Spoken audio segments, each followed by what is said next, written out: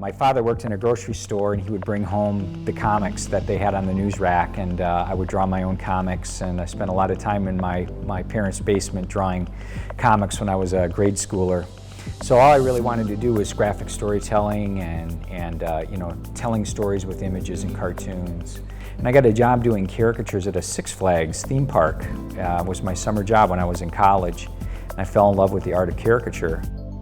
I started getting my work out in front of art directors and publications, magazines, and comics. Eventually got a shot doing a comic book for a company out of Chicago called Married with Children, the comic book, which was based on the Fox TV show. So it was very Mad-like, you know, I did caricatures of Ed O'Neill and Katie Seagal and the stars of the show, and I did probably about 25, 30 issues of that over a couple of years. Then I did a little mini-series for Marvel. The thing about being a freelancer is you don't just start doing it. You know, you have to slowly build a clientele until you get enough client work that you feel like you can make a living at it. Back in the mid-90s, I realized that digital was the future of illustration. I got a computer, I taught myself Photoshop, I had a very early Wacom tablet, and started trying to do at least color work and deliver a digital file, which I thought was the important thing.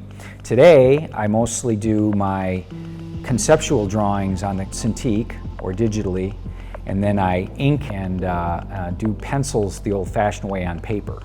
And then I scan that in and I do all my color work digitally now. So haven't picked up my watercolors in many years.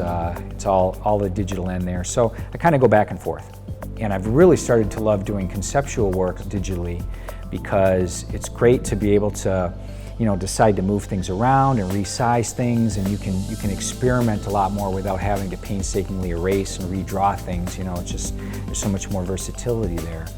So the computer has become a really an important tool in the creative process for me. The movie and TV parodies I do for Matt are traditional comic book type stuff, you know.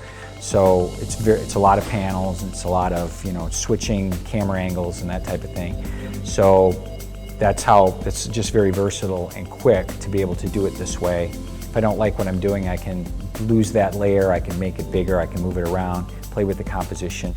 And when the Cintiqs came out, that revolutionized it for me, because now it was my natural drawing process, but digitally, you know. And so I was able to transition to doing actual drawing, not just coloring between the lines. The things that came naturally to me, I could now do, and it was like an eye-opener, you know. So I think I'm on my third generation Cintiq right now. I've got a big one in the studio. I got a portable one I bring with me when I'm on the road working. So invaluable tool, really is.